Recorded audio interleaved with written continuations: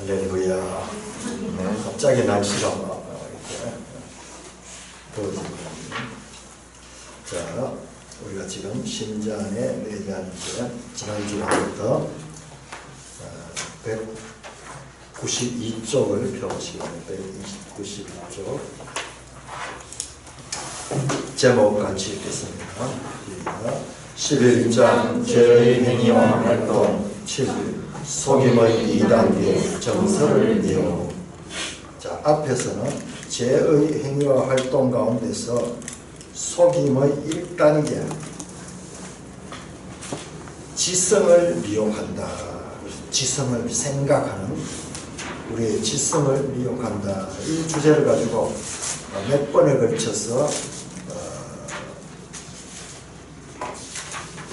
우리가 배웠습니다. 자, 170쪽을 펴보시겠습니다. 170쪽.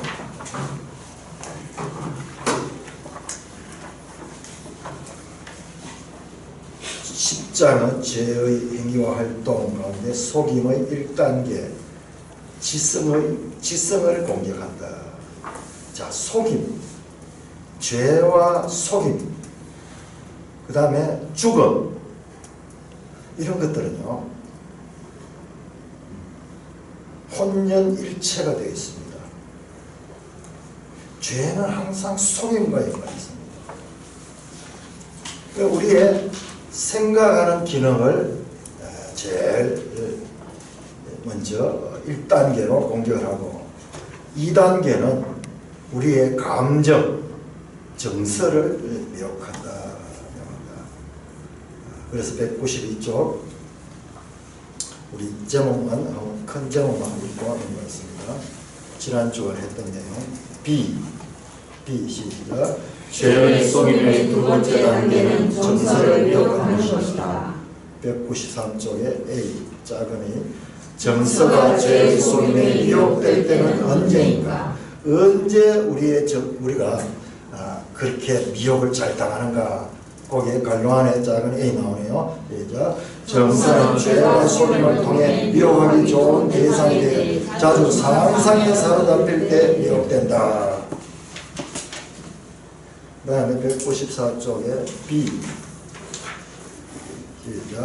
지성이 어떤 생각들이 사로잡혀 상상을 얼핏이 즐기고 만족스러워할 때 정서는 미혹된다. 195쪽에 C 죄를 범하는 순간이나 자세히 또는 죄를 범할 때 죄에 대해 갖고 있는 안도감이 정서를 미혹한다. 죄를 대수롭지 않게 여기는 생각, 죄를 범해도 뭐 거기에 대한 이 책임이라든지 거기에 대한 어떤 뒤따르는 어떤 형벌이라든지 이런 것들에 대해서는 무감각하게 되는 그와 같은 생각이 우리의 감정을 미혹한다. 196쪽 갈로안의 A 시작. 죄는 지성을 외부로부터 끌어내릴 때 갖게 되는 지혜를 이용하여 정서를 미혹한다. 197쪽 제일 위에 B 시작. 죄는 정서의 부패한 요소에 죄를 간직한 것으로 곧 그리 나쁘지 않은 것으로 제시함으로써 정서를 미혹한다. 다 그런 거야. 이 창세기 3장에서 사탄이 뱀이 하와를 미혹할 때도 아니야, 한번 먹어봐. 그러면 네 눈이 밝아질 거야. 네가 하나님 같이 될 거야. 하나님의 법을 어기는 것을 그리 나쁘지 않는 것으로 제시함으로써 우리를 미혹한다. 198쪽 C 죄는 죄가 일으키는 위험을 숨김으로써 감정을 미혹한다. 죄의 결과는 형벌이고 궁극적으로는 사망입니다. 사망입니다. 그런데 우리가 이 세상에 사람들이 다 이 사망을 당합니다. 우리 앞에 살았던 무수한 조상들도 우리보다 앞선 시대의 사람들도 이 땅에 사는데 다 죽었습니다. 우리도 죽을 것이고 우리의 후손들도 죽습니다. 그런데 그 죽음의 원인이 뭔가에 대해서는 아무도 몰라요. 아무도 몰라요. 그냥 운명이다, 숙명이다, 그렇게 돼 있다. 그러나 성경은요 그렇지 않습니다. 성경은 죄의 결과다 그렇게 말합니다. 그래서 성경만이 진리예요. 이 세상은 그것을 알 수가 없어요. 근본적인 문제에 대해서는 알지 못합니다. 우리가 왜 이 땅에 왔으며 왜 죽으며 왜 살아야 되는지에 대한 답이 없어요. 세상에는. 그래서 허무한 거예요. 허무. 불교 사상이 허무입니다. 허무. 인간의 철학 사상도요 허무예요. 허무. 인간으로부터 시작되는 그와 같은 이 사상들은요 결과적으로는 허무밖에 없습니다. 그래서 깊은 철학적 사색을 하는 그와 같은 철학자들도요 인간에 대해서 허무를 주장하고요, 불교의 높은 성녀들도요 허무를 말하고 그렇게 어둠 속에서 죽어갑니다. 그 성경은요 그렇지 않습니다. 세상은 어둠 속에 있기 때문에 그것을 알 수 없지만 성경은 하나님의 말씀은 빛이고 등입니다. 그래서 우리의 존재의 근원이 무엇이며 왜 우리가 이 땅에 태어났으며 누가 우리를 이 땅에 태어나게 했으며 왜 살아가며 죽음은 왜 있으며 그리고 죽음 후에 심판이 있다는 것도 세상은 어렴풋하게 알고 있어요. 그 양심 관계에서 어렴풋하게 세상에도 심판에 대한 그와 같은 감정을 가지고 있습니다. 그 성경은 명확하게 죄 때문에 그렇고 그 죄 문제를 해결하기 위하여 하나님께서 여자의 후손을 통한 구원을 말씀하는데 그것이 바로 구속사고 아브라함 언약을 통하여서 이스라엘 민족 가운데서 그와 같은 여자의 후손이 나올 것이며 우리가 오늘 내일 여러분들이 읽으면 역대기 17장에 보면 다윗 언약이 나오는데 다윗의 후손을 통해서 그와 같은 구원이 일어날 것이며 그리고 마침내 예수 그리스도를 통해서 죄 문제를 해결하실 것에 대한 성경 전 이야기가 그 이야기예요. 그리고 마침내 예수님이 재림하실 때 이 죄 문제가 완전히 해결되고 그 죄를 짓게 만들었던 원인자인 마귀도 불못에 멸망하게 되는 것입니다. 그리고 새하늘 새 땅에 오는 거예요. 새하늘 새 땅에 그 장면을 가리킬 적에 우리 계시록 21장 또한 계시록 21장 성경이 얼마나 논리적인지 한번 보세요. 또한 계시록 21장 4절 예수님께서 재림하셔가지고 모든 것을 다 해결하고 난 다음에 21장 4절입니다. 시작. 모든 눈물을 그 눈에서 닦아주시니 다시는 사망이 없고 애통하는 것이나 곡하는 것이나 아픈 것이 다시 있지 않으니 처음 것들이 다 지나가서니리라. 이 처음 것들이 뭐냐? 죄로 인하여 타락된 궁극적으로 사망이 사망. 우리가 병들고 고통당하고 이 모든 것들은 원래 하나님의 창조에 없었던 거예요. 그래서 그 창조의 동산을 에덴 동산, 에덴은 기쁨이라는 뜻이 기쁨. 낙원이라고 그러면 낙원. 기쁨의 동산. 그래서 한자로 낙원이에요. 낙원. 그 낙원을 잃어버렸습니다. 죄로 말미암아 실낙원. 다시 그 낙원을 회복합니다. 이것이 바로 복낙원. 복낙원입니다. 그 복낙원에 다 이것이 뭐냐? 사망이 없어요. 사망이 없어요. 왜? 죄가 없어지고 죄의 원인자였던 마귀가 멸망당하고 없으니까. 20장 10절 보세요. 20장 10절. 20장 10절 시작. 또 그들을 미혹하는 마귀가 불과 유황못에 던져지니 불과 유황못에 마귀가 던져져서 멸망을 딱 멸망한다. 그러니까 모든 문제가 이제 다 해결이 되고요. 새하늘 새 땅이 오는데 그 새하늘 새 땅에서는 바로 사망이 다시 없는 영원한 생명. 6절 보세요. 6절 21장 6절 21장 6절 20장 6절 시작. 또 내게 말씀하시되 이루었도다. 나는 알파와 오메가요 처음과 마지막이라. 내가 생명수 새 물을 목마른 자에게 값없이 주리니. 마지막 이 재림하신 그 예수님께서 말씀하시기를 이루었도다. 이 말씀이 뭔지 아세요? 이것이 십자가에서 다 이루었다 하는 같은 말이에요. 똑같은 말이에요. 초림하신 예수님은 십자가에서 우리의 죄를 대속해 주시는 그 사역을 이루셨고, 재림하시는 예수님은 이제 이 모든 이 땅의 죄 문제를 다 해결해 버리고 이제 하나님의 온전한 뜻이 성취됩니다. 그래서 생명수 샘물이 값없이 주어집니다. 사망이 없습니다. 모든 것이 생명이, 모든 것이 생명.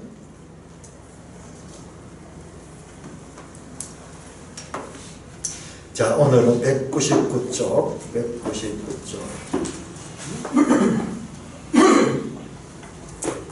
D부터 시작. 죄는 지성 속에 부패한 생각들을 일으키고 지성이 죄에 집착하도록 함으로써 감정을 미혹한다. 자, 여기는 감정을 썼죠. 어떤 때는 정서라고 써도 같은 말입니다. 지성이 죄에 집착하도록 하면서 감정을 미혹한다. 우리 생각이 어떨 때 탁 꼽힐 때가 있어요. 집착돼요. 집착될 때는요, 우리가 넓게 못 봅니다. 눈이 딱 바로 근시안점 때. 그 뻔하게 알면서도 사기를 당하는 이유가 그때예요. 욕심에 집착이 되면 뭔가 눈앞에 보이는 그것 때문에 딱 집착이 되면은 생각이 좁아지면서 그 다음에 속아 넘어가는 거예요. 자, 이처럼 엄청나게 다양한 죄악의 낙으로 치장함으로써 두려운 죄의 결말과 죄책을 숨긴 다음 죄는 계속해서 지성 속에 부패한 생각들을 일으키고 지성이 의도한 죄에 집착하도록 획책함으로써 감정을 완전히 이어가는데 그 결과 영혼은 죄를 낳게 됩니다. 죄악의 낙, 죄에는 쾌락이 따릅니다. 그 죄에는요, 짧은 순간이고 쾌락이 있습니다. 근데 그 죄악의 쾌락이 참 아름다운 모습으로 딱 치장해서 나오는 거는요, 죄의 결말과 죄의 책임, 죄로 인해서 생기는 그 엄청난 두려운 그와 같은 일들이 뒤따르는데요, 그것을 숨겨버린 거예요. 안 보이는 거예요. 그래서 우리 눈이요, 그 죄악의 낙에, 그 죄악의 그 쾌락, 그것에 집중되면서 그 이후에 일어날 일들에 대해서는 마비되고요. 그래서 죄는 계속해서 우리의 생각 속에다가 부패한 생각, 지성 속에 부패한 생각을 일으키고 지성이 의도한 죄에 집착하도록 획책함으로써 그 죄에 집착을 펼쳐서 감정을 완전히 미혹하는데요, 그 결과 영혼은 죄를 낳게 됩니다. 죄는 속입니다. 속이 내 명수다. 창세기 3장이에요. 뱀이 들어올 적에 이 뱀은 가장 잘 속이는 것으로든요, 간교하더라. 하나님이 지으신 모든 피조물 가운데 가장 간교하더라. 이게 속임. 시작. 정서를 미혹으로부터 지키기 위해서 어떻게 해야 할까? 다만 여기서는 앞에서 죄의 속임이 정서를 미혹하는 끔찍한 활동을 못하도록 방지하는 몇 가지 지침을 제시하는 데 지면을 잠시 하려. 자, 대안을 제시합니다. 자, 앞에서 죄가 우리의 정서를 그렇게 잘 속이고 감정을 미혹하는 그 이야기를 쭉 했는데, 이번에는 그러면 우리가 어떻게 거기에 속임을 당하지 않을까. 200쪽입니다. 200쪽 위에서 둘째도 우리가 미혹되거나 혼돈에 빠지지 않기를 바랍니까? 죄를 잉태하지 않기를 원합니까? 우리 생각이 탁 돌아오면 이 죄가 우리 속에 탁 돌아가지고 잉태돼요. 계속 자랍니다. 계속 자랍니다. 그러다 나중에 행동으로 죄를 짓게 됩니다. 사망의 길로 가는 자들이 되지 않기를 소원합니까? 그러면 특히 정서를 조심합시다. 정서는 순종의 전체 과정에 크게 관련되어 있고, 하나님이 우리의 순종의 삶 속에서 자기 앞에 두기를 바라는 1차적 요소로서 성경에서는 통상적으로 마음이라고 부릅니다. 따라서 정서를 절대로 가볍게 다루어서는 안 됩니다. 시작. 솔로몬은 시작. 모든 지킬 만한 것 중에 더욱 네 마음을 지키라. 자, 우리 잠언 한번 찾아봅시다. 잠언 4장 23절.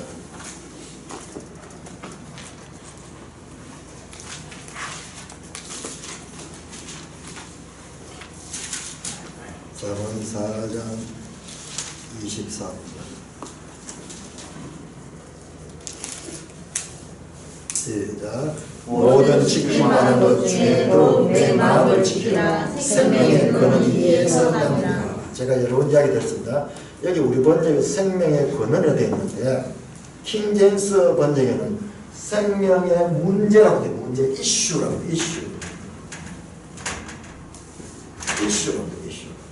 모든 문제 발생의 원인이 뭐냐? 그 문제 발생의 원인이 바로 마음이다. 마음을 지켜라. 마음을 지켜라. 모든 문제는 마음으로부터 시작된다.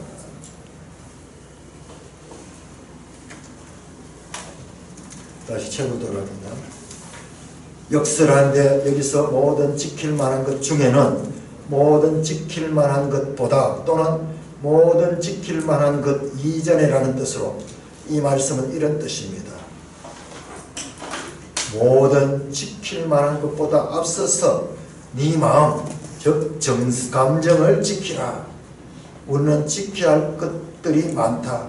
생명도 지키고 재산도 지키고 명예도 지키고 가족도 지켜야 한다. 그러나 지켜야 할 이 모든 것보다 더 우선적으로 마음 곧 너의 정서를 죄로 말미암아 미혹되지 않도록 지켜야 한다. 이 말입니다. 정서를 지키지 않으면 안전도 없습니다. 다른 모든 것을 얻는 대신 마음을 잃는다면 모든 것을 잃는 것입니다. 그것은 영혼을 다 잃는 것입니다. 따라서 우리는 마음, 곧 정서를 지키기 위해 무엇을 해야 할까 물어봐야 합니다. 이에 대해 저는 다음과 같이 대답하는 바입니다. 이 마음을 잃어버리면요, 이것은 영혼을 다 잃어버린 거예요. 우리가 마음으로 믿어 구원해 이런데 이 마음에 이 부패해버리면 믿음을 가질 수 없고, 그러니까는 우리는 멸망당할 수밖에 없는 겁니다.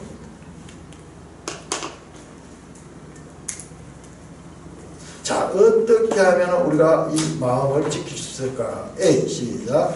정서가 참된 대상을 바라보도록 지키라. 정서를 지키기 위해서는 무엇보다도 참된 대상을 바라보도록 해야 합니다. 이것을 더 구체적으로 설명하면 다음과 같습니다.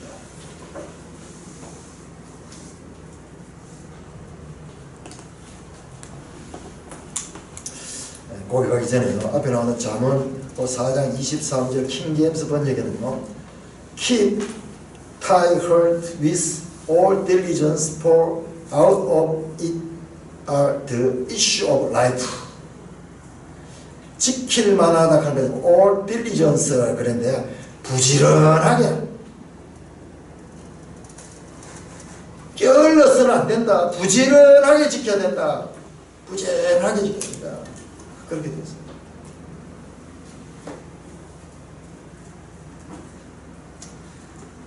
자, 작은 A, 일반적으로 정서를 위의 것으로 채우라. 먼저 정서는 일반적으로 위의 것, 곧 하늘의 것을 바라보아야 합니다. 바울은 이에 대한 직접적인 권면을 골로새서 3장에 제시하고 있습니다. 골로새서 3장의 첫 부분에서 201쪽입니다. 바울은 우리에게 분명히 죄를 죽이는 일을 지시하고 있습니다. 자, 죄를 죽인다. 죄 죽임. 우리가 이런 용어들이 사도 바울이 일상적으로 사용하는 용어입니다. 죄를 죽인다.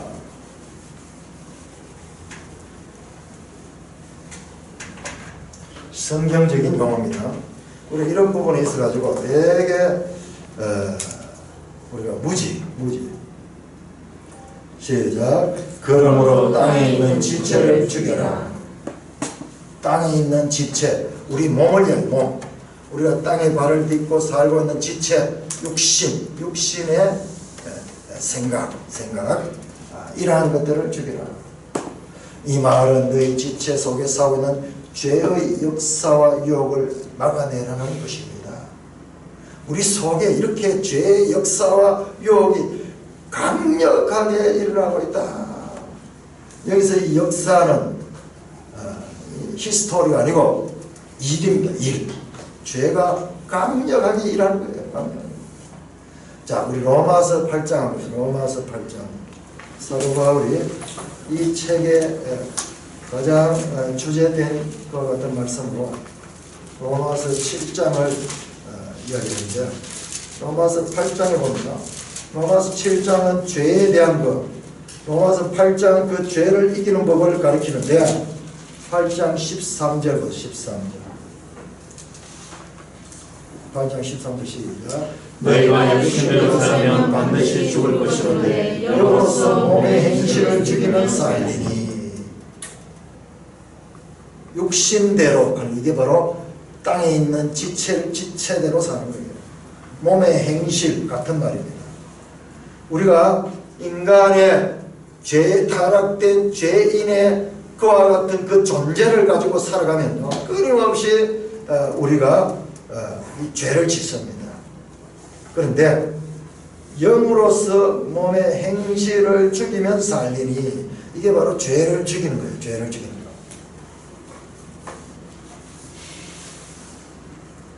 우리로 하여금 대비하도록 곧 죄를 죽일 수 있도록 바울은 중대한 지침을 제시하는데, 그것은 시작. 위의 것을 생각하고 땅의 것을 생각하지 말라는 것입니다. 그래서 우리는 위의 것을 추구해야 됩니다. 땅의 것은요, 추구하지 않으려고 해도 늘 추구하고 삽니다. 우리 삶 자체가 이 땅에 속한 것과 같은 사람이 늘 이것을 추구하지 않으려고 해도 그냥 자동적으로 추구합니다. 그러나 위의 것은요, 우리가 의식적으로 우리 성령의 감동을 따라서, 그리고 부지런해야 됩니다. 교회 집회도요, 부지런히 참여해야 됩니다. 예수 믿는 게 얼마나 부지런하냐고 합니다. 예수 믿으려고 하면 정말 부지런해야 됩니다.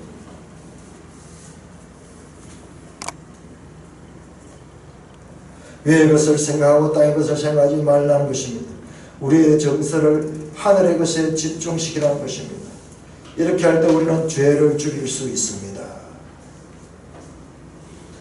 위의 것으로서 정서를 채우고. 자, 그러면은 우리가 여기에서 잘 이해 안 되는 건, 죄가 죽으면 끝이 아니에요. 세상은 죽음이 끝이에요.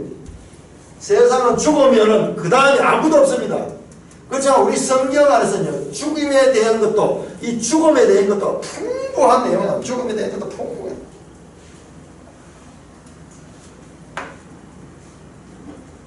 순간순간 죽이는, 순간순간 죽입니다. 그리고 또 살다가 또 이게 또 살아나와요. 그러면 또 죽이고, 계속해서 죽이라는 그 말입니다. 사도 바울은 죽음에 대해서요, 나는 날마다 죽노라, 그렇게 표현했어요. 아니, 어떻게 날마다 죽고 한번 죽으면 끝인데? 아닙니다. 우리 그리스도인들은요, 죽음과 삶, 생명과 사망에 대해서 세상 사람들이 알지 못하는 풍성한 그와 같은 지식을 가지는 자들입니다. 이 세상은 이런 말 도저히 이해할 수 없는 거예요. 죽은 자들로 죽은 자를 장사하고 너는 나를 따르라. 무슨 말이에요? 죽은 자가 어떻게 나를 따르겠습니까? 죽은 자가 어떻게 죽은 자를 장사하셨습니까? 성경에는 그 죽음에 대해서 풍부한 그와 같은 내용들이 나오지 않습니까? 이렇게 할 때 우리는 죄를 죽일 수 있습니다. 위의 것으로 정서를 채우고 정서가 위의 것을 따라 움직이도록 하고 정서 속에 위의 것이 가장 중요한 역할을 하게 하십시오. 위의 것이 복되고 바람직한 대상들로서 우리의 정서를 만족시키고 우리의 정서에 부응할 것입니다. 우리 속에는 원래 아담 때 가지고 있던 그와 같은 범죄하기 이전의 그 상태에 대한 그와 같은 흔적들이 있는 것 같아요.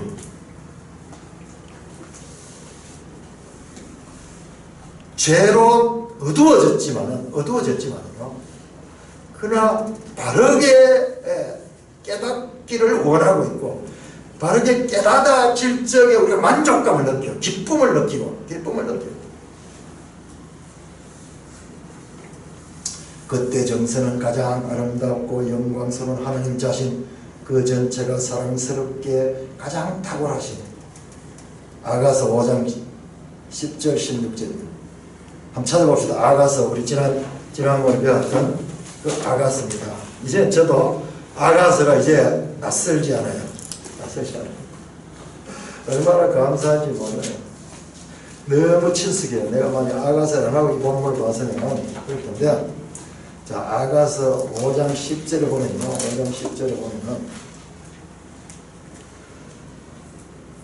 5장 10절 같이 시작. 내 사랑하는 자는 희고도 불고 많은 사람 가운데 뛰어나구나. 자기가 사랑하는 자가요, 많은 사람 가운데 가장 아름다운 거예요. 가장 뛰어난 거예요. 16절 시작. 이번 시인이 달콤하니 그 전체가 사랑스럽구나. 예루살렘의 딸들아, 이런 내 사랑하는 자요, 나의 친구다.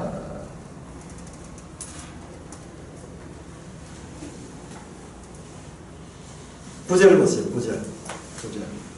9절 요 내용이 9절 시작.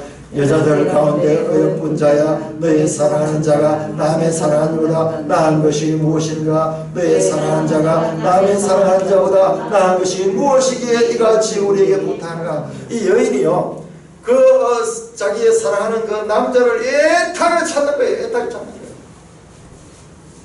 그래서 옆에서 보던 사람들이요, 네가 사랑하는 자가 얼마나 멋지고 얼마나 사랑스럽기에 다른 사람들이 사랑하는 자보다 네가 사랑하는 자가 남의 사랑하는 자보다 얼마나 더 낫기에 네가 그렇게 그 사람을 찾느냐 그 말이에요.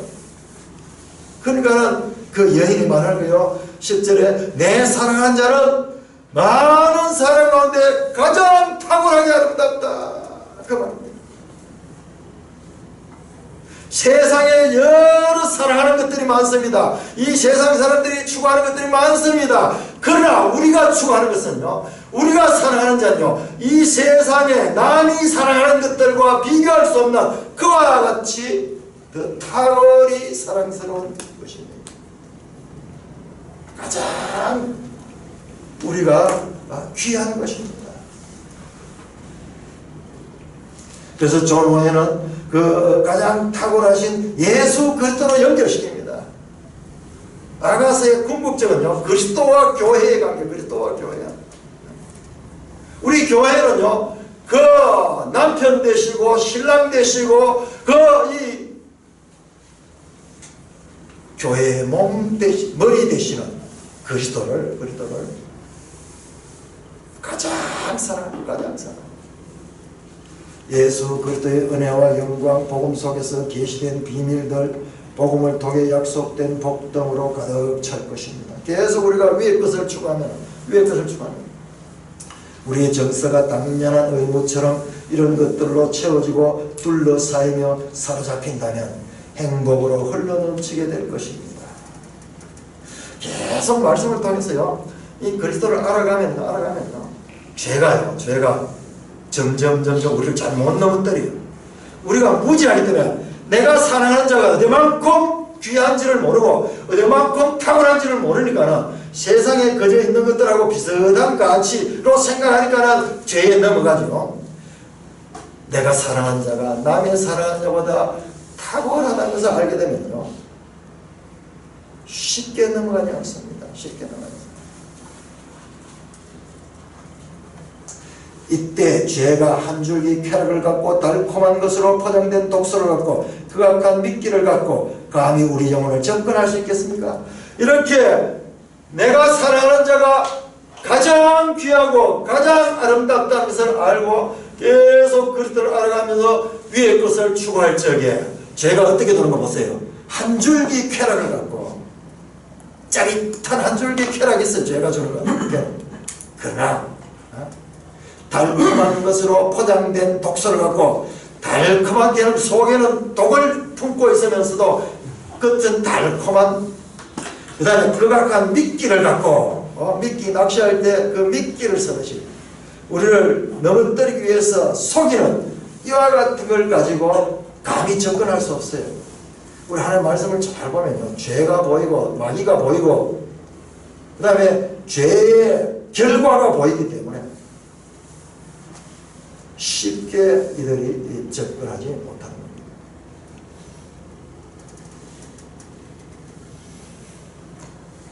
그때 우리는 죄의 모든 제한에 극구손살을 치면서 가장한 것들아 가라고 말할 것입니다. 다같이 시작. 가장한 것들아 가라. 선포해 버려야 돼요. 실제로 말하는 거예요. 죄가 막 서쳐가거든요. 생각들로 막 나올 때요, 말로 가정한 것들아 떠나라. 말로 선포해. 우리 생각 속에 싹싹 죄가 들어요. 죄가 싹싹 들어옵니다. 달콤한 미끼를 가지고, 야 저거 하면 탁, 한 번만 이런 생각으로 탁팍 들어올 적에 가장한 것들아 가라고 말할 것이다. 헛되고 일시적인 죄의 낙을 감히 우리에게 주어질 놀라운 하늘의 상급과 비교할 수 있겠습니까? 그래서 우리가 하나님을 모르기 때문에 죄에 잘 빠지는 거예요. 우리가 가지는 구원이 가지는 가치, 우리가 추구하는 예수 그리스도가 가지는 가치가 세상과 비교할 수 없이 탁월하게 사랑스럽고 귀하다는 것을 알게 되면 죄악의 낙을 잠시 누리는 그것 때문에 이 귀한 것을 버리지 않습니다. 바울은 이 점에 대해 이렇게 슬퍼합니다. 시작. 우리가 잠시 받는 환난에 대한 것이 지극히 크고 영원한 영광에 중한 것을 우리에게 이루게 하느니 우리가 주목하는 것은 보이는 것이 아니요 보이지 않은 것이니 보이는 것은 잠깐이요 보이지 않는 것은 영원함이라. 계속 성경에는요 이걸 가르쳐주고 있는 거예요. 계속 하나님이 누구신가. 여기서 알게 되면은 잠시 우리가 이 세상에서 이 잠시 어떤 이 환난을 당할지라도 그것은 가벼운 것이다. 왜? 영광에, 지극히 크고 영원한 영광에 중한 것을 비교할 수 없기 때문에 비교할 수 없다. 그래서 순교까지도 자원해서 할 수 있는 것입니다. 이 영광에 중한 것이 우리 눈에 보이기 때문에 그렇습니다. 아까 전에 신영일 형님 기도하시면서 저는 젊은 사람들은 안 그러고 내만 그런 줄 알지만 다 그런 것 같아요. 시간이 너무 빨리 지나가요. 신영일 형제도 신혼여행 결혼식하고 신혼여행 갔다 왔는데 꿈 같다 그런 이야기를 하던데요.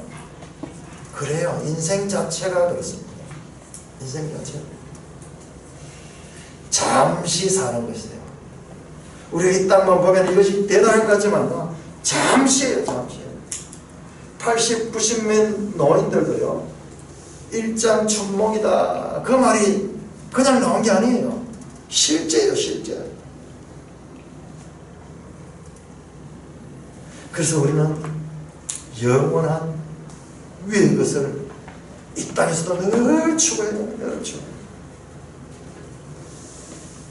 보이지 않는 것은 영원하기 때문이다. 우리가 보이는 이 땅에 이 세상은 잠깐이고 보이지 않는 것은 영원하기 때문이다. 시작. 특별히 그리스도의 십자가를 정서의 대상으로 삼아. 정서는 대상을 바라볼 때 특별히 내재하는 죄의 전체 역사를 좌절시키는데 최고의 효력을 갖고 있는 그리스도의 십자가를 바라보아야 합니다.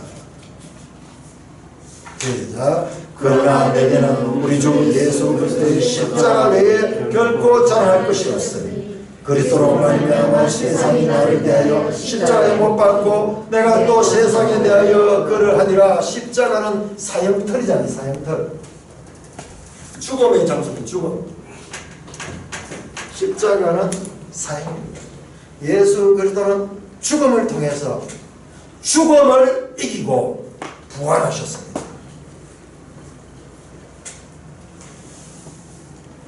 그래서 세상에 대해서 나는 죽었다. 십자가에 못 박히고 내가 또한 세상이 나에 대하여 십자가에 못 박히고 내가 또한 세상에 대하여 그러하다. 바울은 그리스도의 십자가를 자랑하고 즐거워했습니다. 자, 이걸 갖다 십자가의 도라고 합니다. 십자가의 도.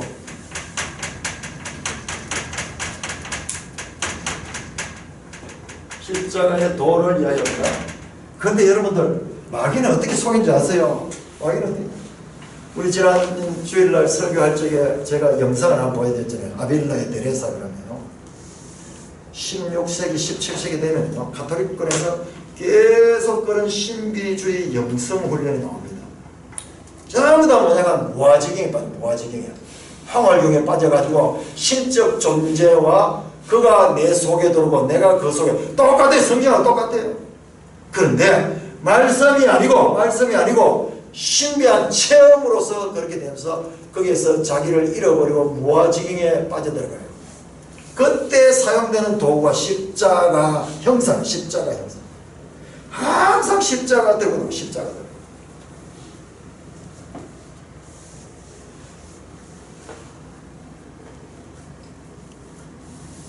얼마나 잘 써있나.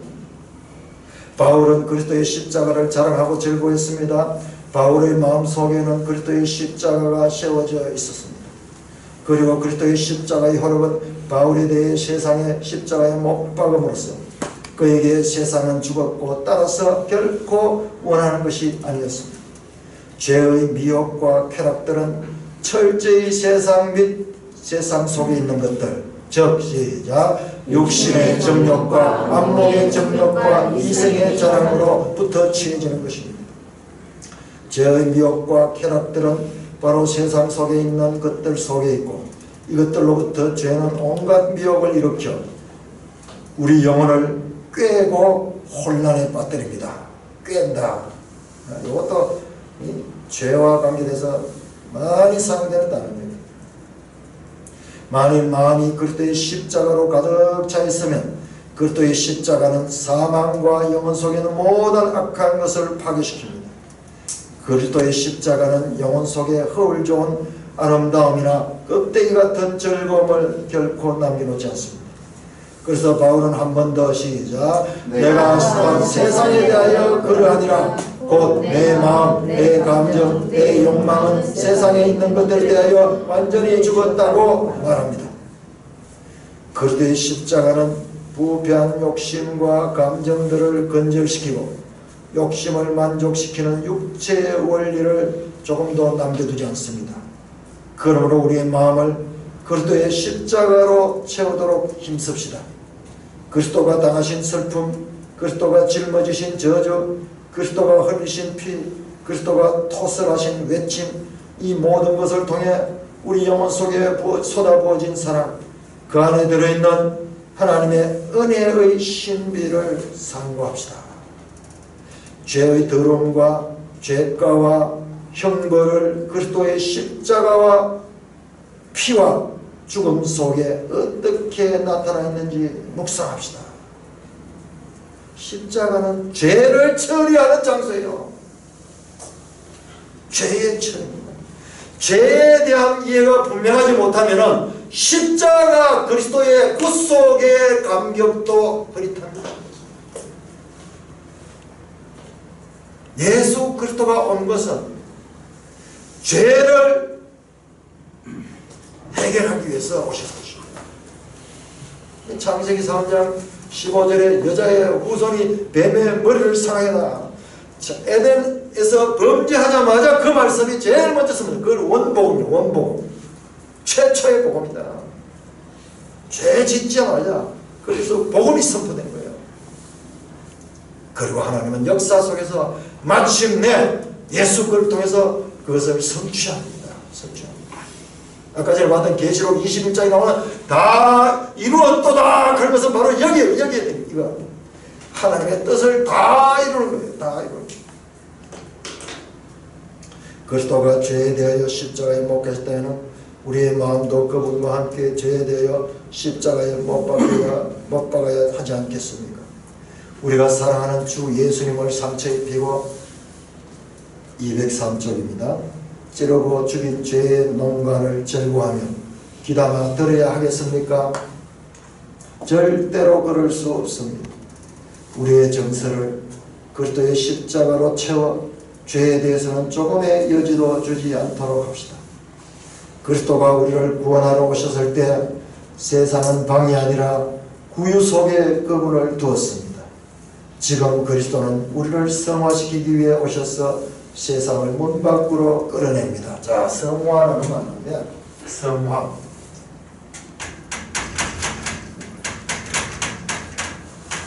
영어로 sanctification. 중요한 단어입니다. 자, 우리는요 이미 칭의, 예수 그리스도를 믿음으로 말미암아 칭의 의롭다고 여김을 받습니다. 우리가 의로운 것이 아니고 예수 그리스도께서 우리를 위하여 죽으심으로 말미암아 그리스도의 그 은혜로 인하여 우리가 의롭다함을 얘기해봤습니다. 그래서 예수 믿을 적이에요. 그런 다음부터는요, 우리는 계속 어떻게 되냐? 성화, 거룩함을 이루어가야 되는 거예요. 계속 성화는요, 일생 이루어가야 됩니다. 일생.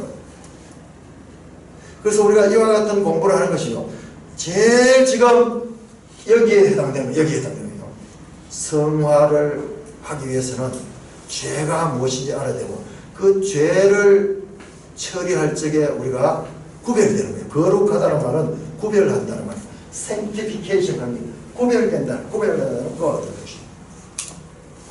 세상은 죄 속에 태어나서 죄 짓다가 죄로 말미암아 죽습니다. 근데 세상에도 죄에 대한 관념은 다 있어요. 죄에 대해서 관념은 다 있어요.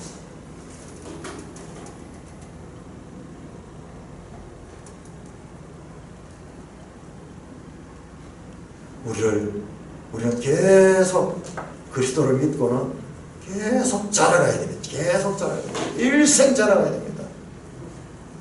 근데 너무나 안타까운 것은요, 칭의의 상태만 있고 성화의 상태를 이루지 못하는 그와 같은 미숙아들이 교회에 넘쳐나고 있습니다. 계속 우리가 이루어야 돼요. 우리 지난 이 신앙생활을 돌이켜보면요, 그냥 칭의만 가면 네가 예수 믿고 구원받았다. 그러니까는 그쪽만 집중하고 있으면서 구원받은 백성으로서 날마다 삶의 현장에서 주님을 닮은, 죄를 이겨내며 주님을 닮은 거룩한 삶을 살아야 될 것에 대해서는요, 너무나 우리가 소극적으로 그렇게 가르쳤습니다. 그게 마귀의 전략에 빠져 있는 거예요. 그냥 얻은 구원만 강조하고 있고, 그래서 오죽했으면 값싼 은혜의 복음이라 그렇게 평가를 하겠습니다. 우리가 아무런 값없이 예수 그리스도로 말미암아 우리가 은혜로서 구원함을 얻었으면 그 은혜를 입은 자답게 1만 달란트 탕감함을 받은 자답게 우리의 삶의 현장에서 그와 같은 그리스도를 닮은 거룩함의 삶을 사는 데 우리가 집중해야 됩니다. 이게 현재적인 과제예요. 현재적인 과제. 가장 가까운 것이 가정에서부터. 그리고 날마다 만나는 직장에서, 그리고 그 이웃 가운데서. 교회는 모여서 하나님을 예배하고 하나님의 말씀을 알고 또 한 주간 동안 우리가 삶을 현장 가운데서 어떻게 거룩한 삶을 살았는지, 또는 실패했는지, 또는 우리가 넘어지고, 또 그리고 그 가운데서도 우리가 어떻게 또 일어났는지 서로 위로하고 교제하면서 그것이 매주 반복되면서 조금씩 우리가 바뀌어가는 거예요.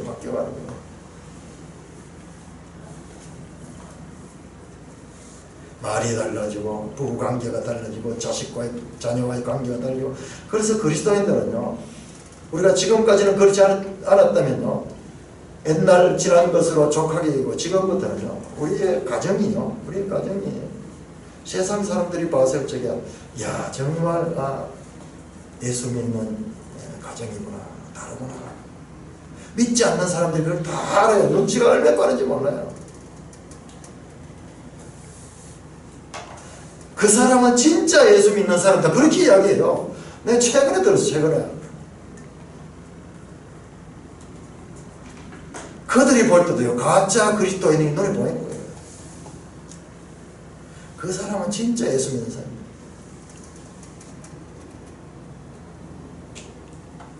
그게 바로 성화입니다.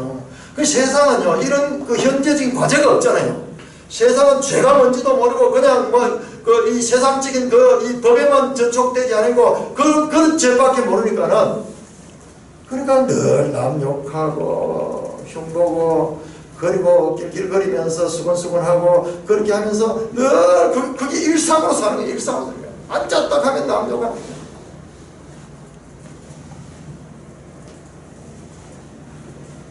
그게 일상이에요.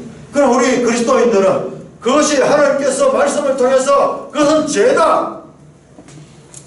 그 잠시 남 이야기하면 쾌락 있잖아요. 기쁨이 있잖아요. 즐겁잖아요. 재밌잖아요. 친구도 많이 생기잖아요. 이 같은 적을 만들어 놓고 잘근잘근 씹으면 아무 생각 없이 그렇게 했는데, 아니야. 우리 그리스도인 그게 아니야.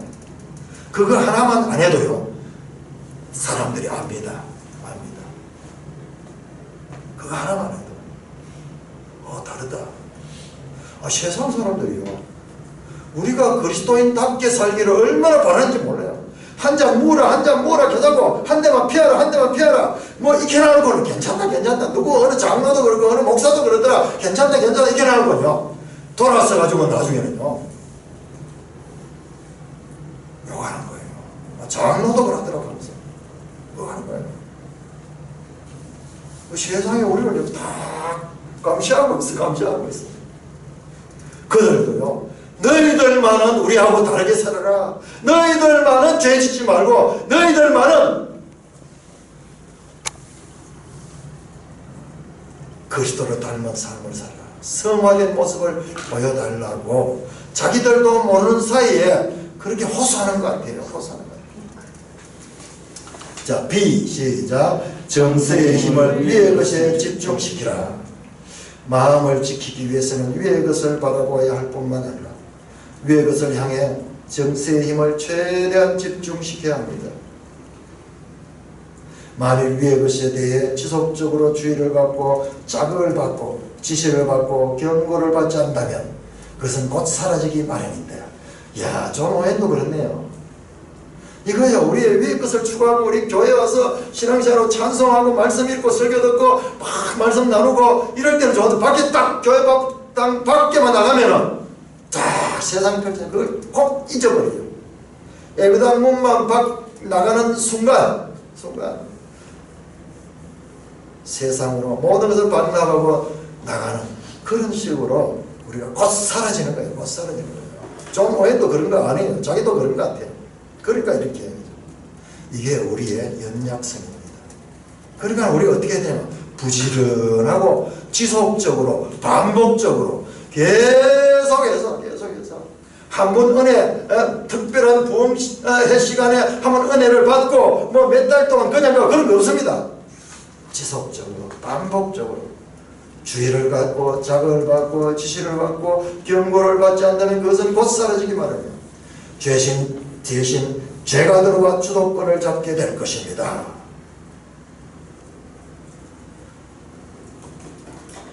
우리가 죄로 말미암아 이처럼 우리가 연약한 존재인 거예요. 연약한 존재. 우리는 성경에서 정서가 식어버려 첫사랑을 잃어버린 사람들에 대한 신랄한 비판을 봅니다. 따라서 이 비판을 통해 우리도 그와 같이 실족한 상태에 처하지 않도록 마음을 부지런히 살펴야 합니다. 아까 그 이야기 나왔네요. 잠언 그 4장이 딜리전스 그러잖아요. 부지런히 살펴야 된다. 이분이 지금부터 약 400년 전에 분인데, 다른 사람 분인데, 이 내면 세계에 대한 이와 같은 것처럼 오늘날 우리가 따라갈 수 없을 정도로 깊은 부지런히 살펴야 됩니다. 근데 우리 한번 돌이켜 생각해 봅시다. 일주일에 한 번 주일날 예배 드리는 것으로 내가 그리스도인에서 의무를 다했다 이라고 살았던, 계속 그렇게 살고 있었다면 우리의 신앙의 생명이 늘 깔딱깔딱하고 있는 거예요. 그런데 하나님의 은혜로 말미암아서 저도 마찬가지입니다.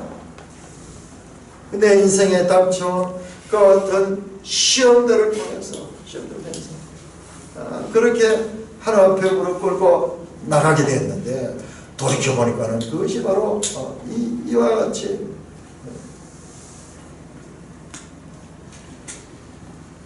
부지런히 하나님을 섬길 수 있는 그 길로 이끌으시는 하나님의 은혜가 그 속에 있었던 것입니다. 정말이지 열심히 마음을 살펴봅시다. 자주 엄격히 검토하고 따져봅시다. 그리고 의무를 자각하고 경계하기 위해 적절한 성찰을 생활합시다. 어떻게 성찰을? 어떻게? 거울을 봐야 돼. 거울이 뭐냐? 말씀이에요. 말씀. 계속 말씀을 우리가 날마다 읽으면서 우리 자신을 돌이켜봐야 돼요. 저는 최근에 우리 시골에 살면서 시골 사람 이렇게 만나가지고 이렇게 보니까 사람들이 좀 보여요. 저는 그냥 이렇게 보는데 사람들이 좀 보여요. 어떤 사람은요, 어쩌다가 이제 차를 이렇게 태워가지고 가는데 같이 이제 오는 길에 좀 태워줬는데 그 짧은 순간에 오면서요, 내가 듣기 좋으라고 내하고 좀 라이벌 될 만한 사람의 욕을 막 하는 거예요. 정번 동장에 욕을 막 하는 거예요. 그러면 내가 좋아할 줄 아는 거야 싶어서 그러지. 그 짧은 순간이에요. 마음 놓고 그렇게 하는 거야. 이야, 어떻게 저럴 수가 있는가. 자기가 언제 봤다고 내한테 그런 이야기 하면은 그 이야기가 그 사람에게 전해지지 않을 줄 어떻게 알고 그렇게 이야기를 하는가. 그렇게 보니까요, 문제는 바로 여기 있어요. 세상 사람들은요, 자기를 성찰할 수 있는 그와 같은 기회가 전혀 없습니다. 전혀 없습니다. 늘 극하고 사는 겁니다. 그러다 보면 그것이 굳어져가지고 입만 벌리면 그렇게 하는 거예요.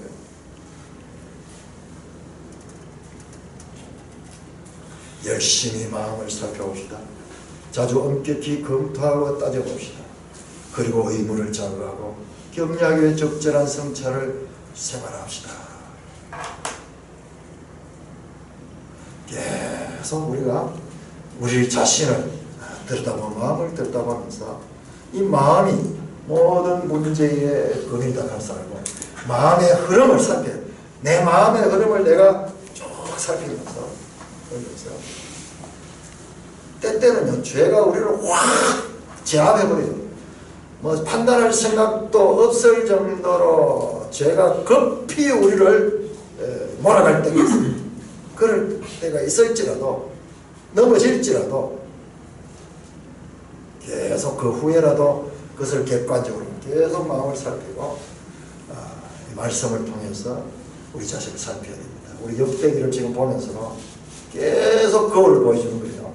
왜 다윗이 그 법궤를 옮기는 그 선한 일을 했는데 하나님께서는 베레스 우사시켰는가? 그 우리를 보게 하는 거야. 무엇 때문에 그런가? 다윗은요 그것을 자세히 말씀을 통해서 보고 그 15장에 가면요 그렇구나. 하나님의 법대로 내가 하지 않고 내 생각과 내 뜻대로 하다가 그와 같은 이 침을 당했구나. 그래서 15장에 가면은 철저하게 레위기 말씀대로 레위 지파 그 가운데서 그 한 자손을 통해서 그것도 어깨에 울러매고 그렇게 법궤를 이동하는 그와 같은 것을 통해서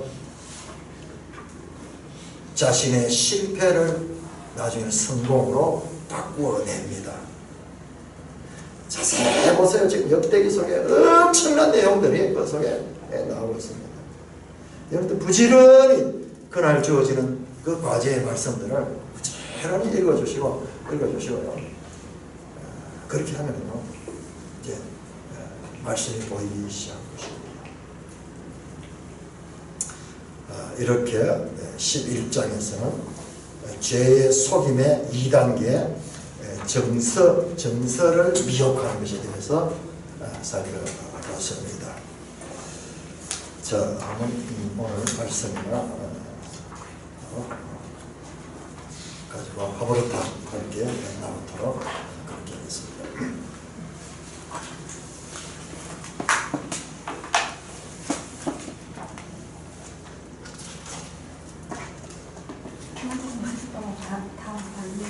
다 받았습니까? 네. 그런데 제시하는 게 있어가지고 하늘 위를 보라 그 아까 말씀하셨듯이 그냥 세상 자기 생각이 치우쳐 있으면 이 사람 좋게 하려고 하고 찾아요. 근데 우리가 이렇게 계속 하나님 말씀을 배우고 위의 것을 바라보니까는 그게 아니구나 하는 것도 알게 되고 죄를 안 지으려고 계속 이 말씀에 따라 집중한 순간순간 이렇게 잊어버릴 때가 있긴 해도 아닌데 이런 거 다시 돌아오고 사도 바울 말씀처럼 내가 민다 죽노라 이것도 여기서 다 생각하고 있는데 또 말씀하시고 이제 정말 겨울 동안에는 문 밖에 나가기 전까지 막 살아서 막 움직이는 느낌이 듭니다. 아멘. 하나님이 가장 기뻐하는 감정이에요. 우리 성도에게는요 이와 같은 감정이 계속 나와야 돼요. 그러니까 우리 감사 기도가요 매주 감사 기도가 끊을 수가 없는 거예요. 그래서 저는 저희 이 가족들 이렇게 보면 우리 형제간에 안 믿는 분들 또는 우리 큰형님은 천주교를 다니시는데요. 참 제가 천주교에 대해서는 제일 그렇게 한데도 그렇게 참 안타까워요. 그런데 이렇게 보면 제 자신의 모습이에요. 그분들의 말하는 거나 행동하는 것이 그랬구나 내 자신이 그랬구나 그러면서 그런데 작은 우리는 자꾸 바뀌어야 돼요. 자꾸 바뀌어야 돼요.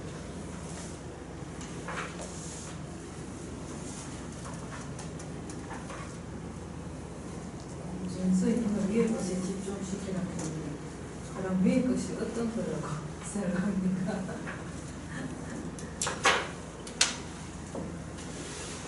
위에 그 강 위에 있으면 하나님밖에 없잖아요. 조금 범위가 너무 넓잖아요. 말씀을 막 성경을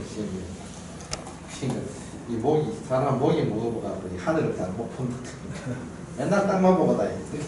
그 짐승하고 사람하고 다르네. 짐승은 정말 땅만 되고 사람은 이런 들면 이런 하늘로 이런 속하게 돼 있어. 여기 자꾸 하늘 봐야 되는데 사람도 자꾸 땅만 보고 다니. 사람도 하늘 보기 힘드니까 말씀이 내려오셔가지고 말씀이 육신대가 내려오셔가지고 네. 율법으로 안심시키면서 전에는 하지 말아가 많았는데 이제 하라라. 하나님을 사랑하는 자는 또한 그 형제를 사랑하라. 하라로 다 바뀌었잖아요. 실제로 우리 삶의 성경은 삶의 본을 보여주시고 순종의 본을 보여주시고 또 기적과 이적을 경하면서 하나님 하신 능력도 보여주시고 말씀이 육신이 돼가지고 우리가 뭘 못 쳐다보니까 예수님이 다 보여줬으니까 그 사실들이 말씀 가운데 있으니까 예수라면 어떻게 하실 것인가. 우리가 십자가 앞에서 늘 우리가 삶을 비춰볼 수 있는 것이 그러니까 말씀을 통해서 우리가 미를 볼 수 있는 미를 못 보니까 말씀 안에 나중에 하나님이 어떤 분인지 정말 위만 보잖아요. 예. 지난번에 데레사 봤죠? 위만 보잖아요. 위만. 성경을 보는 것이 위만 보고 십자가 보고 마귀가 그렇게 속여요. 거기서요. 제가 그 자료를 쫙 보면은 종교개혁 시대부터 그쪽에서 반종교에 나온 거 보면 전부 위만 봐요. 정말 위만 봐요. 십자가 보러 가면 정말 십자가만 보고 정말 하늘 보고 귀신이 확 들어요. 귀신이. 그 속이요. 귀신이요. 어떻게든 광명의 천사로 들어옵니다. 빛으로 들어옵니다. 성경에 나오잖아요. 광명의 천사로 나온다. 그렇게 말씀의 지도자들이 사고를 다 바꿔놨다. 다 해석이 우리가 생각하는 가치관들이 바른 이해를 예수님 다 보러 보내주셨어요. 예수님이 예수님 말씀의 기준에서 부지런히 우리 마음을 살피고 제 성경 아니면 제가 먼저도 못 깨닫잖아요. 전혀 못 깨달아요. 깨달아야지만 우리가 거룩해질 수 있는데 제 자체를 못 깨달으니까. 성경이 아니면 죄에 대해서 아무데도 설명 자체가 없습니다. 죄를. 설명. 영혼을 못 보니까 됐어요. 성경만이 영혼을 사람들이 의식이 없는 이유들이 다 몰라서 그래요.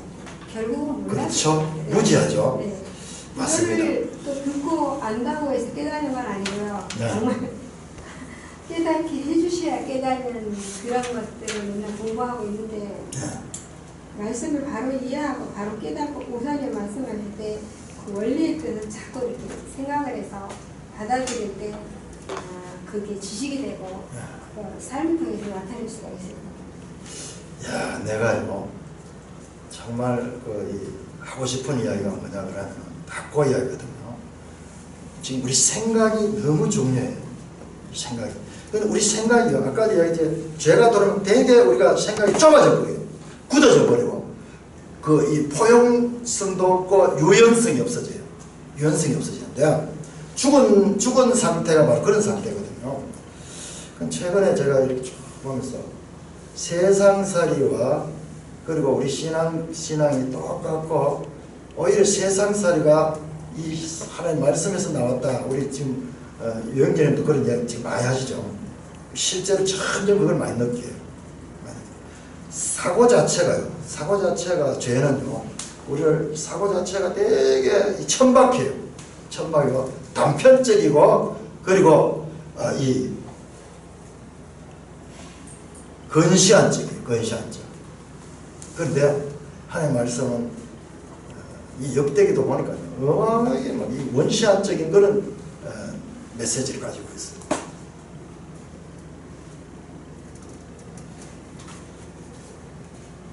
생각이 참 중요하다. 이게 결국 이제 마음이 무엇보다 마음을 지게 하는 그 마음이 생각이잖아요.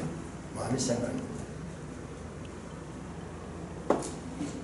오늘 보니까 황교안 씨가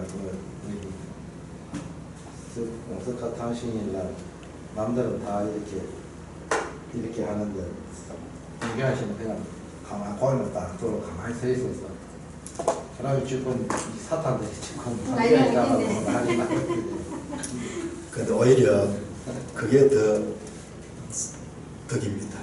그게 앞으로 지나면 일시적으로 그렇지만은 그리스도인들은 더 단결될 것이고 그분이 이명박이 옛날에 왜였는지 모르겠는데 그래 따라하면 안 돼요.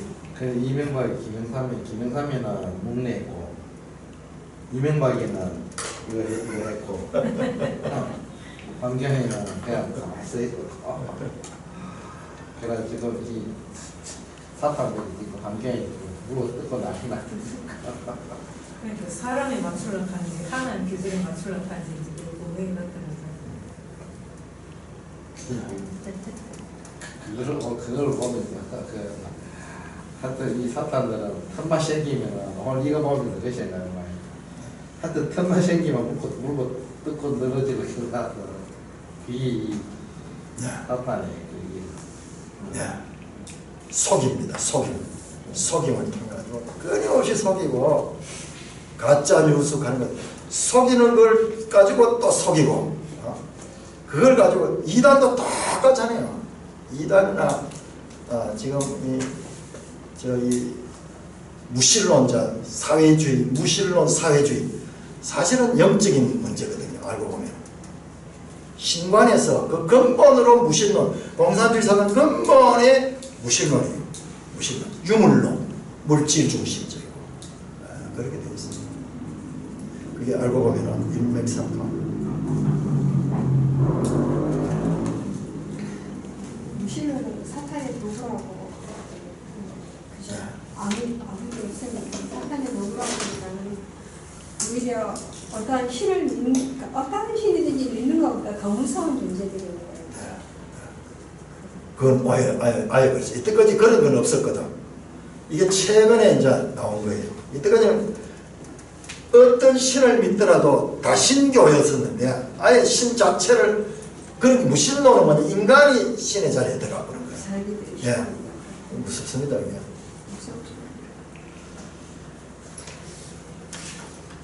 찬송가 356장